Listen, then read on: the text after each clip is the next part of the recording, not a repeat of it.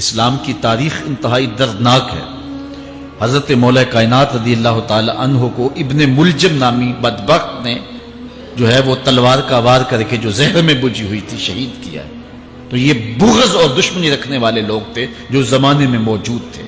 ایک طرف ایسے تھے جو الہ اور معبود کہتے تھے، اور آپ جانتے ہیں کہ حضرت علی المرتضیٰ رضی اللہ تعالی عنہ کی قبر لوگوں کی نظر سے چھپا کے بنائی گئی، اس ڈر سے کہ لوگ آپ کی قبر کو اکھیڑ نہ دیں، کیونکہ خارجی اس قدر جو ہے وہ زور آور ہو گئے۔ اسلام کی تاریخ دردناک ہے۔ حضور علیہ السلام فرماتے ہیں جتنے دکھ مجھے دیے گئے کسی کو نہیں دیے گئے، کسی نبی کو نہیں پہنچے۔ حضرت صدیق اکبر رضی اللہ تعالیٰ عنہ کی 2 سال 2 ماہ 8 دن دور خلافت آپ کا زمانہ دیکھیں، ٹکنے نہیں دیا گیا، سازشیں، مصائب، اعلان۔ حضرت سیدنا عمر رضی اللہ تعالیٰ عنہ کو شہید کیا گیا۔ حضرت عثمان غنی رضی اللہ تعالیٰ عنہ پہ 40 دن پانی بند رکھا گیا اور پھر انہیں شہید کیا گیا۔ حضرت مولا کائنات شہید کیے گئے۔ حضرت امام حسن کو زہر دیا گیا۔ حضرت امام حسین کو بچوں کے سامنے ذبح کر دیا گیا۔ حضرت امام اعظم ابو حنیفہ کی وفات جیل میں ہوئی ہے۔ امام احمد بن حنبل کے بدن پہ اتنے کوڑوں کے نشان تھے کہ جب قمیض اٹھاتے تھے تو ہر جگہ کوڑوں کے نشان ہی نظر آتے۔ امام مالک کو مدینے کی گلیوں میں گدھے کے اوپر بٹھا کے کالا منہ کر کے وقت کے حاکم نے پھرایا۔ حضرت مجدد الفسانی علیہ رحمہ کو گوالیار کے قلعے میں جو ہے وہ قید کیا گیا۔ علامہ فضل حق خیر آبادی کو جزیرہ انڈمان کالے پانیوں کی سزا دی گئی۔ اہل حق کی تاریخ دیکھیں، دردناک تاریخ ہے۔ آج بھی کابل میں، کندھار میں، قلعہ جنگی میں، دشت لیلہ میں، تورا بورا میں، تکریت میں، موصل میں، بغداد میں، کشمیر میں، غزہ میں، یہاں برما میں دیکھو کون سی قیامت نہیں توڑی جا رہی ہے۔ ہمارے ساتھ ماضی دیکھیں تو ہمیں بغداد کی وہ دردناک کہانی سامنے آتی ہے جب انسانی کھوپڑیوں کا مینار تعمیر کیا جا رہا ہے اور منگول سردار نے اپنی فوج کو حکم دیا تھا کہ جو کسی مسلمان کا سر نہیں لائے گا اس کا سر کاٹ کے اس مینار پہ لگائیں گے۔ پھر لوگ پیسے لے کے پھرتے تھے کہ مسلمان کا پتہ دے اور اس کی کھوپڑی کاٹی جائے۔ کچھ لوگ جان چھپانے کے لیے تہ خانوں میں گھس گئے، پھر دجلہ کا بند توڑا گیا۔ 1.25 لاکھ لاشیں ہم نے تہ خانوں سے نکالی تھی۔ اندلس کی تاریخ پڑھیں، ہمارے ساتھ جو قیامت توڑی گئی۔ مصر کے اندر 30,000 فاطمی کو شہید کیے گئے۔ غریب و سادہ و رنگی ہے داستان حرم، نہایت اس کی حسین اور ابتدا ہے اسماعیل۔ یہ اسلام کی تاریخی درد سے، خون سے بھری پڑی ہے۔ تو حضرت مولا کائنات سیدنا علی المرتضیٰ رضی اللہ تعالی عنہ کو اس وقت اگر خدا کہنے والے بدبخت تھے تو ان کو شہید کرنے والے اور اس ڈر سے کہ ان کی قبر کو کھیڑ نہ دیا جائے خارجی اتنے زور آور ہیں تو ان کو جو ہے وہ لوگوں کی نظروں سے چھپا کر کے جو ہے وہ رکھا گیا۔ اور ایک دور وہ بھی آیا کہ ممبروں پہ بیٹھ کے مولا علی کو گالیاں دی جاتی تھی۔ یہ تاریخ میں یہ دور بھی آیا، آپ پڑھیں تاریخ، بنو امیہ کا ایسا دور بھی دنیا نے دیکھا ہے۔ اسی لیے حضور نے فرمایا تھا من سب علی فقد سبنی، جس نے میرے علی کو گالی دی اس نے مجھے گالی دی۔ اور لوگوں نے ممبروں پہ بیٹھ کے باقاعدہ حکومت کی طرف سے یہ جو ہے وہ قانون تھا کہ تمہارا خطبہ مکمل نہیں ہوگا جب تک علی کو گالی نہیں دو گے۔ یہ لمحے بھی آئے جب اس دور میں دشمن علی موجود تھے، مبغضین موجود تھے اور افراط محبت میں رکھنے والے موجود تھے۔ تو یہ دور تو اسلام کا حضور کے دور سے 1400 سال پیچھے ہے، تو یہاں بغض رکھنے والے بھی موجود ہیں۔ اس عنوان کے ساتھ اگر عنوان چھیڑوں تو یہ لمبی گفتگو ہو جائے گی، یہ میرا موضوع نہیں ہے، لیکن اتنی بات میں کہوں گا، اللہ کا شکر ادا کرو، اللہ نے تجھے اہل بیت کے در کا بھی غلام بنایا ہے اور صحابہ کا بھی غلام بنایا ہے۔ کچھ لوگ صحابہ کا نام لے کے اہل بیت کو برا کہتے ہیں، کچھ اہل بیت کا نام لے کے صحابہ کے خلاف بکواس کرتے ہیں۔ ہمارے بزرگ فرمایا کرتے تھے صحابہ نبی کے در والے ہیں، اہل بیت نبی کے گھر والے ہیں۔ ہم کہتے ہیں گھر والوں تجھے بھی ہمارا سلام، در والوں تجھے بھی ہمارا سلام۔ ہم در والوں کو بھی سلام کرتے ہیں، گھر والوں کو بھی سلام کرتے ہیں۔ کسی نے حضور خطیب الاسلام سے پوچھا تھا کہ حضرت عائشہ افضل ہیں یا حضرت فاطمہ افضل ہیں؟ پوچھنے والے نے تو صاحب کو پھنسانا چاہا تھا، لیکن جن کے عقیدے صاف ہوں وہ پھنستے نہیں ہیں، ان کے عقیدے واضح ہوتے ہیں۔ تو حضرت صاحبزادہ نے فرمایا کہ میاں اگر دیکھو بیٹی ہونے کی حیثیت سے تو فاطمہ بیٹی ہے نبی کی اور عائشہ بیٹی ہے ابو بکر کی، ابو بکر کی بیٹی نبی کی بیٹی سے افضل تو نہیں ہو سکتی. اور اگر دیکھو بیوی ہونے کی حیثیت سے، فاطمہ بیوی ہے علی کی اور عائشہ بیوی ہے نبی کی. علی کی بیوی نبی کی بیوی سے افضل تو نہیں ہو سکتی. تو یہ اپنے عقیدے کو واضح کر دیا. اللہ آپ کو سلامت رکھے اور حق کی راہوں کا مسافر رکھے. آج کا عنوان ہے حضرت مولا کائنات کے اقوال حکمت، ان کی زندگی کا نچوڑ. اللہ نے بصیرت کا جو نور اور جو ہے وہ دانش اور فہم و ادراک کے جو اجالے مولا کائنات کو دیے تھے، وہ انہی کا مقصود ہے. ایک ایک بات سے نور نکلتا ہے. اور اللہ قرآن میں فرماتا ہے جس کو حکمت عطا کر دی گئی اس کو خیر کثیر عطا کر دیا گیا. حکمت وہ اس بات کو کہتے ہیں کہ جس کو لوگ نقل کریں اور جس سے فائدہ حاصل ہو. حضرت مولا کائنات کی باتوں کو لوگوں نے لکھا، یاد کیا اور آگے منتقل کیا. آج سارا دن اور گزشتہ شب حضرت مولا کائنات کے بہت سارے فرامین کو پڑھا ہے، سینکڑوں کے اعتبار سے مختلف کتب سے کھنگالا ہے. اور جس طرح وہ ایک مکھی شہد نچوڑتی ہے، ایک ایک پھول پہ بیٹھ کر کے رس تیار کرتی ہے، ایک شہد آپ کے لیے تیار کیا ہے. اور آج کی مجلس میں آپ کی نظر کرنا چاہ رہا ہوں. اور دیکھیے کہ مولا کائنات حکمت کے کیسے دروازے ہیں. اسی لیے حضور نے فرمایا آنا دار الحکمت و علی بابها، آنا مدینۃ العلم و علی بابها. میں حکمت کا گھر ہوں، علی دروازہ ہے. میں حکمت کا شہر ہوں، علی اس کا دروازہ ہے. تو شریف لوگ شہر میں دروازے کے راستے ہی جایا کرتے ہیں. دیواریں پھلانگ کر کے جانا شریف لوگوں کا شیوا نہیں ہوتا ہے. علم کی خیرات لینی ہے تو مولا علی کی دہلیز پہ آنا ہوگا. حضرت مولا کائنات فرماتے ہیں میں نے اپنے ارادوں کی شکست سے اپنے رب کو پہچانا ہے. جو میں منصوبہ بندی کرتا ہوں نتیجہ یہ نکلے گا، میرا خیال ہوتا ہے یہ ہوگا، لیکن ایسا نہیں ہوتا. ہوتا وہ ہے جو رب کو منظور ہوتا. اس لیے میں اپنے ارادوں کی شکست سے اپنے رب کو پہچانا. حضرت مولا کائنات زندگی گزارنے کا ڈھب، اسلوب اور طریقہ بتا رہے ہیں. سنو، فرماتے ہیں خالط الناس مخالطتاً ان متتم معها بقوا وان عشتم ہنوا الیکم. لوگوں کے ساتھ ایسی زندگی گزارو کہ اگر تم مر جاؤ تو لوگ روئیں کہ کوئی قیمتی متاع کھو گئی، اور اگر تم زندہ رہو تو لوگ تمہاری صحبت کے مشتاق رہیں، تمہاری مجلس میں بیٹھنے اور تمہارے پاس آنے کی آرزو اپنے سینے میں رہے. مرو تو زمانہ تڑپے، تمہاری موت پہ لوگوں کے سینے میں دل دہل جائے، اور جیو تو لوگ تمہاری خدمت میں حاضر ہونا اپنے لیے ایک سعادت مندی سمجھے. مولا کائنات رضی اللہ تعالی عنہ دشمن پر طاقت پانے والے کے لیے ایک نصیحت کرتے ہیں. فرماتے ہیں اذا قدرت علی عدوک فاجعل العفو عنہ شکرا للقدرت علیہ.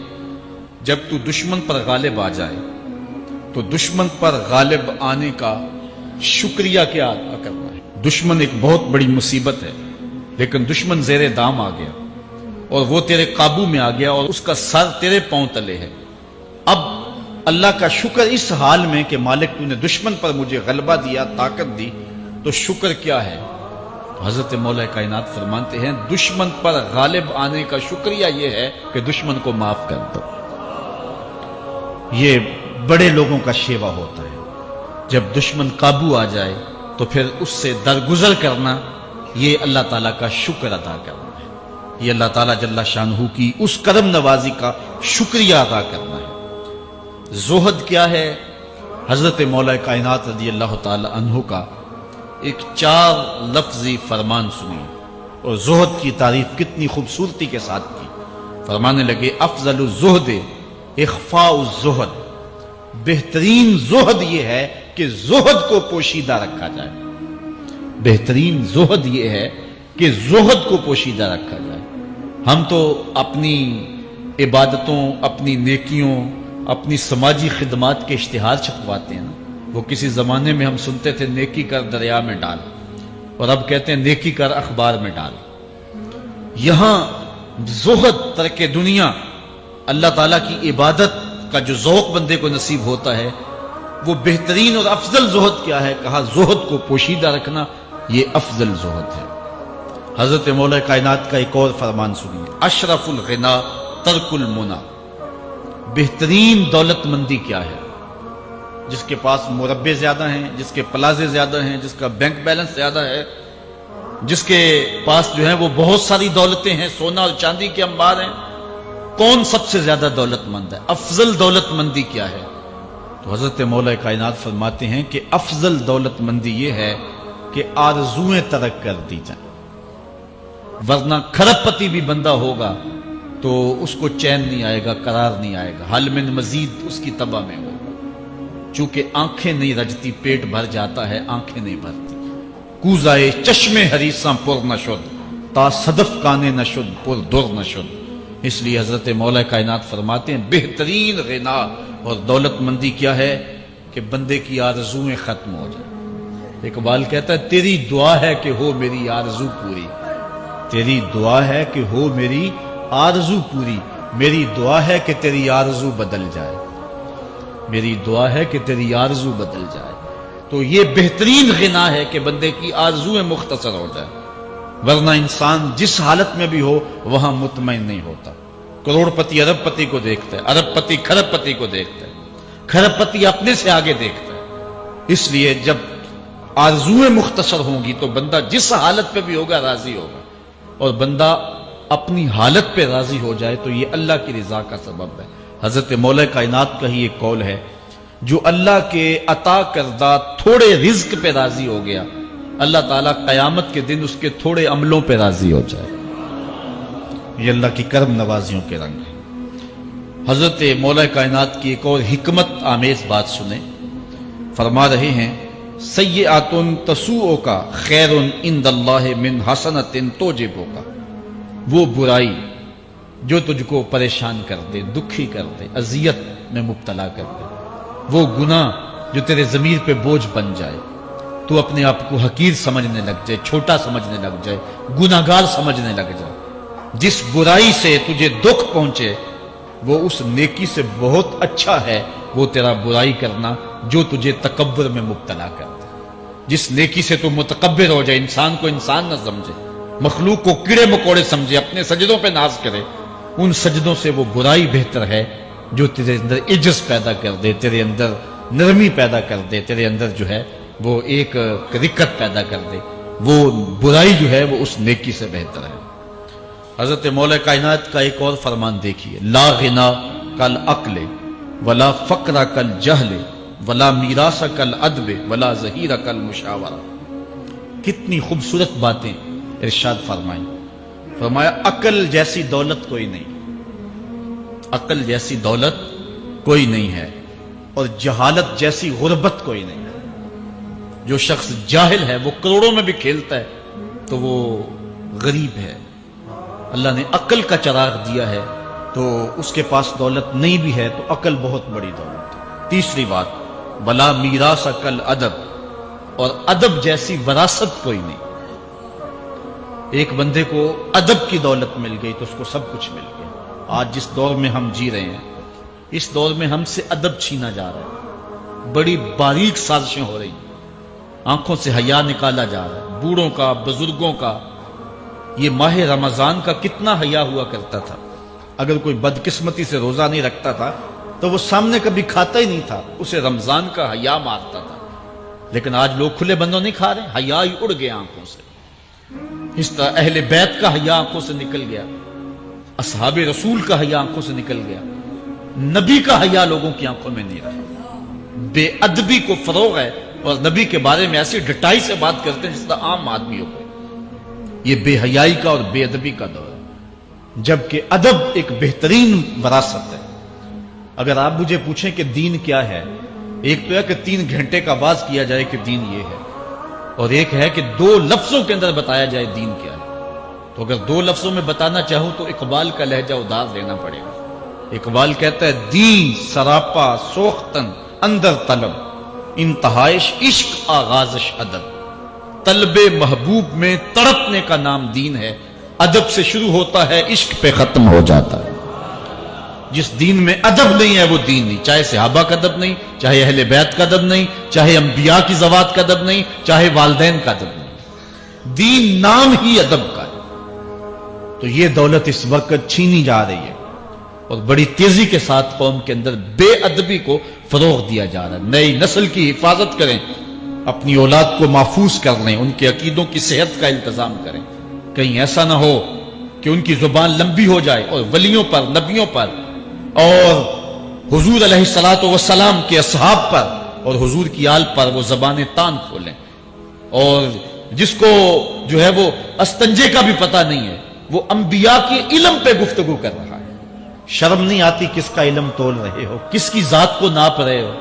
ڈٹھے ورق قرآن دے پھول سارے، تیری شان جیا نہیں کوئی ہو ڈٹھا. تیری شان دا کرے مقابلہ جیڑا ان عاشقاں اصلی چور ڈٹھا. کوئی نور آکھے کوئی بشر آکھے، پیندا رات دینے اے ہو شور ڈٹھا. اللہ والیاں گل مکا دیتی تساں ہور ڈٹھا اساں ہور ڈٹھا. تم نے پتہ نہیں کس کو دیکھا ہے جو سکی بیٹی کو بھی نہیں بخشوا سکتا. گلا پھاڑ پھاڑ کے کہا جاتا ہے نبی سکی بیٹی کو نہیں بخشوا سکتا. اور میاں تم بخشوانے کی بات کرتے ہو، نبی تو کہہ رہا ہے فاطمہ تو جنتی عورتوں کی سردار. وہ تو جنتیں بانٹ رہے ہیں، وہ تو جنتیں وراثت میں دے رہے ہیں. تو ادب پہلا کرینہ ہے محبت کے کرینوں میں. اس لیے کہا کہ ادب جیسی میراث کوئی نہیں. ولا ظہیرہ کل مشاورہ، اور مشورے جیسا مددگار کوئی نہیں. آپ کے پاس بڑے اسلحے ہیں، بڑی تلواریں ہیں، بڑے تعلقات ہیں لوگوں کے ساتھ، لیکن اچھا مشورہ یہ سب سے اچھا مددگار ہے آپ کا. حضرت مولا کائنات کا ایک اور قول سنیے. نفس المرء خطاہ الی اجلہ. آپ فرماتے ہیں کہ آدمی کی یہ جو سانسیں نکل رہی ہیں یہ موت کی طرف اٹھتے ہوئے قدم ہے. دوسری سانس تب آتی ہے جب پہلی ختم ہو جاتی. تو پہلی سانس کی موت، دوسری سانس کی زندگی. وہ کیا کسی نے کہا زندگی نام ہے مر مر کے جیے جانے کا. یہ ایک بار ہم ایک سانس کو کاٹتے ہیں تو دوسری سانس آتی ہے. جب تک پہلی سانس موجود ہے دوسری نہیں آئے گی. تو حضرت مولا کائنات فرماتے ہیں یہ موت کی طرف اٹھتے ہوئے قدم ہے. آپ رکے ہوں اشارے پہ تو ہمارے یہ پنڈی بائی پاس پہ جو اشارے لگے ہیں یہ 125 سے بھی چلتے ہیں. 125 سے پیچھے آ رہے ہیں، 20 سے 25 سے 50 سے 100 سے 125 سے پیچھے آ رہے ہیں. حضرت مولا کائنات فرماتے ہیں جو چیز شمار کی جاتی ہو وہ بالآخر ختم ہو جاتی. تو گنتی جب الٹی چلتی ہے تو بہت جلد کام زیرو پہ آ جاتا ہے، اور زیرو پہ پہنچنا ہی موت ہے. تو زندگی کی یہ سانسیں یہ الٹی چل رہی ہیں، اور میں اور آپ لمحہ لمحہ موت کے قریب ہو رہے ہیں. ہم جو ہے وہ اپنی زندگی کی سالگرہ منا رہے ہیں. ہم کہتے ہیں کہ ہم اتنے بڑے ہو گئے. میاں بڑے نہیں ہوئے، چھوٹے ہو گئے. موت بالکل قریب آ گئی. اللہ اکبر. حضرت مولا کائنات معیشت کے اصول بھی بیان کر رہے ہیں. ما اعلی من اقتصد، جو میانہ روی سے چلتا ہے کبھی بھی کنگال نہیں ہوتا. اب ہر شخص کی آرزو ہے کہ میری دولت بڑھ جائے، میرے پاس پیسے کافی ہوں، میں آسودہ زندگی گزاروں. اس کا طریقہ کیا ہے؟ جھوٹی قسمیں، چالاکی، 2 نمبر مال بیچنا، ٹیکس چوری کرنا، بجلی چوری کرنا، گیس چوری کرنا. کیا طریقہ ہے پیسے بچانے کا؟ مولا کائنات سے پوچھیں، مولا علی سے پوچھیں. مولا علی فرماتے ہیں استنزل الرزق بالصدقہ، صدقہ دیتے جاؤ رزق بڑھتا چلا جائے گا. جو کماتے جاؤ اس میں کچھ حصہ رکھ لو اللہ کی راہ. صدقہ دیتے جاؤ گے تمہارا رزق بڑھتا چلا جائے گا. اچھا حضرت مولا کائنات کا ایک اور قول دیکھیے اور اس کا حسن دیکھیے. من ظن بک خیرا فصدق ظنہ، جو تیرے بارے میں اچھا گمان کرے تو اس کے گمان کو سچائی کر دے. تو وہ نہیں ہے جو کوئی تیرے بارے میں گمان کر رہا ہے. لوگ تجھے اچھا سمجھتے تو اچھا نہیں ہے، تو تو اچھا بن جا تاکہ لوگوں کا گمان ٹھیک ہو جائے. اعلی حضرت عظیم البرکت امام احمد رضا خان فاضل بریلوی علیہ رحمہ، آپ کے بارے میں لوگوں کا گمان تھا کہ حافظ قرآن ہے. آپ حافظ نہیں تھے، تو آپ کے بارے میں یہ گمان پیدا ہو گیا کہ یہ حافظ ہے. تو رمضان کا موسم آیا تو کسی نے کہا حضرت اس مرتبہ آپ ہی سنا دیں. تو اعلی حضرت نے سوچا یہ میرے بارے میں اچھا گمان کرتے ہیں، چلو حافظ بانی جاتے ہیں. اعلی حضرت نے قرآن 1 مہینے میں حفظ کیا. دن کو پڑھتے تھے، شام کو سنا دیتے تھے کہ جو لوگوں کا گمان ہے میں اس کے مطابق ہی ہو جاؤں. اچھا گمان کی کہانی سنیے. صحیح حدیث میں آتا ہے اور حدیث قدسی ہے، رب کہتا ہے میرا بندہ میرے بارے جو گمان کرتا ہے میں ایسے ہی ملوں گا. اس لیے اپنے رب کے بارے میں اچھا گمان کرنا چاہیے کہ ہمارا رب ہمیں معاف کر دے گا اور ہمارے گناہوں سے درگزر فرمائے گا۔ حضرت مولا کائنات کا ایک اور حکمت آمیز جملہ سماعت کیجئے، من عظم صغار المصائب ابتلاہ اللہ بکبارہا۔ چھوٹی سی مصیبت آ جائے جو بندہ وابیلا شروع کر دے، مصیبت آ گئی، چھوٹی سی بیماری آئے تو شور کرے، چھوٹی سی مصیبت آئے تو شور کرے، اللہ اس کو پھر بڑی مصیبت میں مبتلا کر دیتا۔ جہاں ضرورت نہیں ہے وہاں اظہار کی کیا ضرورت؟ بیماری ہے تو ڈاکٹر کو بتاؤ، بندے کو بتانے کا کیا فائدہ؟ ہمارے ایک دوست ہیں کہ وہ کہتے ہیں کہ پہلے اگر کسی سے پوچھتے تھے نا کہ کیا حال ہے تو وہ کہتا تھا شکر ہے، اور آج کسی سے پوچھے تو وہ کہتا ہے شوگر ہے۔ یعنی اللہ تعالیٰ جل شانہ نے اگر تمہیں کسی ابتلا میں مبتلا کر دیا ہے تو اس کا شور، اس کا واویلا نہ کرو۔ جو چھوٹی مصیبت پر واویلا کرے گا اللہ پھر اس کو بڑی مصیبت میں مبتلا کر دے گا۔ حضرت مولا کائنات کا ایک اور حکمت آمیز جملہ سماعت کیجئے، آپ فرماتے ہیں زندگی گزارنے کا گر اور طریقہ، فرماتے ہیں عظم الخالق عندک یصغر المخلوق فی عینک۔ اگر تیری نظر میں خالق بڑا ہوگا تو پھر مخلوق چھوٹی ہو جائے۔ اگر اللہ کی عظمت کا تجھے لحاظ ہے کہ وہ بہت عظیم ہے تو پھر مخلوق کی پرواہ نہیں ہوگی۔ حضرت مولا کائنات رضی اللہ تعالیٰ عنہ فرماتے ہیں کہ ایک باندی کے ہاتھ کے اندر خنزیر کی انتڑیاں ہوں، میں دنیا کو اتنی نظر سے بھی نہیں دیکھتا۔ تو یہ انسان اللہ کی عظمتوں کا اور اللہ کی شانوں کا جب لحاظ اسے ہوتا ہے تو پھر دنیا اس کی نظر میں جو ہے وہ کوئی قدر و قیمت نہیں رکھتی۔ ایک روایت میں آتا ہے جس کو اللہ نے قرآن دیا اور اس نے دنیا داروں کو دیکھا رشک کی نظر سے کہ ان کو دولت دی گئی، ان کو فلاں دیا گیا، میں تو بہت پیچھے رہ گیا۔ قد حقر ما آتاہ اللہ، اس نے اللہ کی عطا کو حقیر جانا۔ وہ میاں انہیں دولت دی گئی ہے، رب نے تجھے اپنا قرآن عطا کیا، تو پھر جو ہے وہ تو حقیر تو نہیں ہے، تجھے تو اعلیٰ چیز عطا کر دی گئی ہے۔ تو جس نے اللہ کی عظمت اور خالق کی عظمت کا اقرار کیا پھر مخلوق اس کی نظر میں کوئی حیثیت نہیں رکھتی ہے۔ کن فی الفتنۃ کابن اللبون لا زہر فیرکب ولا درع فیحلب۔ جب فتنے دنیا پہ پھیل جائیں تو مولا کائنات نصیحت کرتے ہیں پھر زندگی کیسے گزارنا۔ یہ دور بھی فتنوں کا دور ہے۔ حضرت مولا کائنات فرماتے ہیں جب فتنے معاشرے میں پھیل جائیں تو پھر اونٹ کے 2 سالہ بچے کی طرح ہو جائے کہ اگر لوگ اس پہ سواری کرنا چاہیں تو وہ سواری کے قابل نہ ہو، اور لوگ اگر اس کا دودھ دونا چاہیں تو وہ دودھ نہ دے، یعنی وہ فتنے کو کسی طرح سے بھی تقویت نہ دے، اس طرح کا ہو جائے جس طرح اونٹنی کا 2 سال کا بچہ ہوتا ہے۔ حضرت مولا کائنات فرماتے ہیں من حاسب نفسہ رابحہ ومن غفل عنہا خاسرہ ومن خاف آمنہ ومن اعتبر ابصر ومن ابصر فہم ومن فہم عالم۔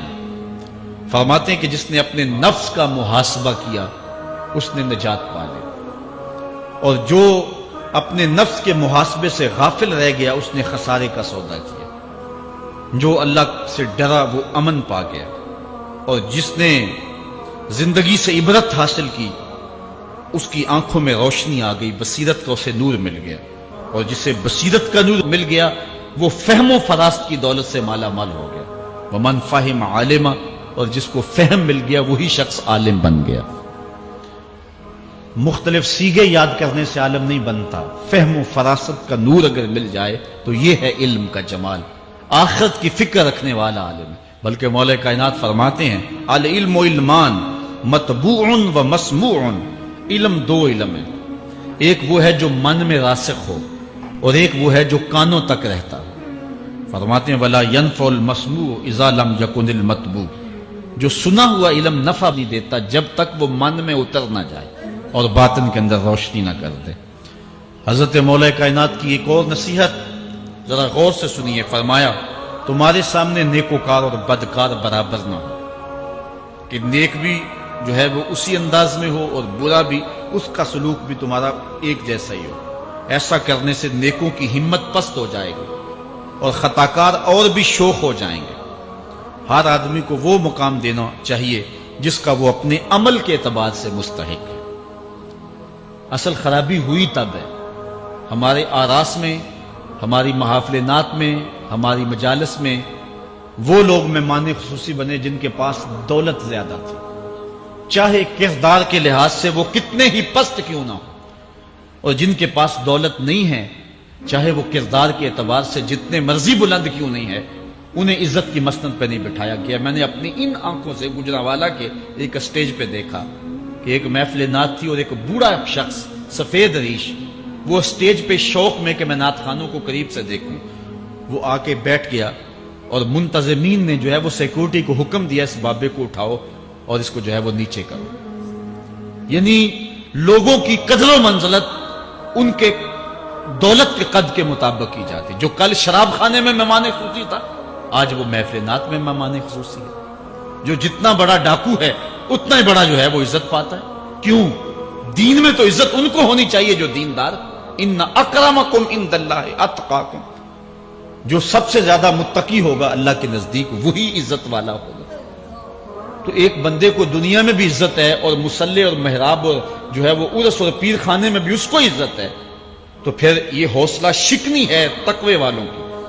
حضرت مولا کائنات فرماتے ہیں اور خطا کار اور بھی شوق ہو جائے گا، بلکہ ہم نے جو انداز اختیار کیا ہوا ہے، ایک شعر پڑھتے ہیں ہمارے نعت خاں کہ چلو دربار نبی میں چلیں، کھوٹے سکے بھی جہاں پہ چلتے ہیں، اور پھر جو ہے وہ سارے لوگ نوٹ پھینک رہے ہوتے ہیں، شرابی بھی نوٹ پھینک رہا ہے، جوا کھیلنے والا بھی پھینک رہا ہے، جس نے رشوت سے پیسے کمائے وہ بھی پھینک رہے ہیں اور خوش ہو رہے ہیں کہ کھوٹے سکے بھی وہاں چلتے ہیں، جبکہ ان اللہ طیب ولا یقبل الا الطیب، حدیث میں آتا ہے اللہ فرماتا ہے کہ اللہ طیب ہے اور پاکیزہ کے علاوہ قبول ہی نہیں کرتا۔ من غش فلیس منا، جو ملاوٹ کرے وہ ہم سے نہیں ہے، اور یہاں کھوٹے سکے بھی چلائے جا رہے ہیں، اور پھر جتنے بھی کھوٹے سکے ہیں وہ نوٹ پھینک رہے اور ایسے ایسے پھینک رہے اور خوش ہو رہے ہیں کہ یہ تو کچھ بھی نہیں ہے، حرام سے کمائے حلال طریقے سے کمائے جس طریقے سے کمائے کوئی فرق نہیں پڑتا۔ نہیں، حضرت مولا کائنات نے زندگی کے گر سکھائے، فرماتے ہیں کہ نیکوکار اور بدکار تمہاری نظروں میں برابر نہ ہو، ایسا کرنے سے نیکوں کی ہمت پست ہو جائے گی اور خطا کار اور بھی شوق اور گناہ میں دلیر ہو جائیں گے۔ ہر آدمی کو وہ مقام دو جو عمل کے اعتبار سے اس کا مقام بنتا ہے، لیکن اس دور کے اندر تو جو حال ہو گیا ہے، بلکہ حضرت مولا کائنات اس بات کو پہلے گھام کے ارشاد فرمایا، لوگوں کا عجیب حال ہے، بدکاری کو اعلیٰ نسب کا نشان سمجھتے ہیں اور پاک دامنی کو تعجب خیال کرتے ہیں، گویا اسلام کے لباس کو الٹا پہن لیا ہے لوگوں، جو رخ سیدھا ہونا چاہیے تھا اس کو الٹا کر دیا، جو الٹا ہونا چاہیے اس کو سیدھا کر دیا۔ حضرت مولا کائنات کا ایک اور قول بھی سنیے، تھوڑا سا شک بھی دین بگاڑ دیتا ہے، دین کے اندر شک نہیں کرنا چاہیے، دین جو ہے وہ یقین کا نام ہے۔ علامہ اقبال نے ایک بڑی خوبصورت اس وقت بات کہی تھی جب شکوک جنم لے رہے تھے کہ سن ہے تہذیب حاضر کے غلام، غلامی سے بدتر ہے بے یقینی، غلامی سے بدتر ہے بے یقینی۔ آج بے یقینی پھیلا دی گئی ہے معاشرے کے اندر، اور قوم جو ہے وہ بالکل جو ہے وہ یقین کی اس دولت پہ جو ہے وہ قانے نہیں ہے، اور فرمایا مولا کائنات نے تھوڑا سا شک بھی دین بگاڑ دیتا ہے۔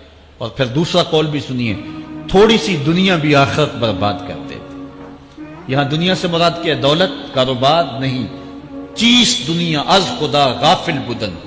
مرشد اقبال رومی کہتے ہیں دنیا کیا ہے؟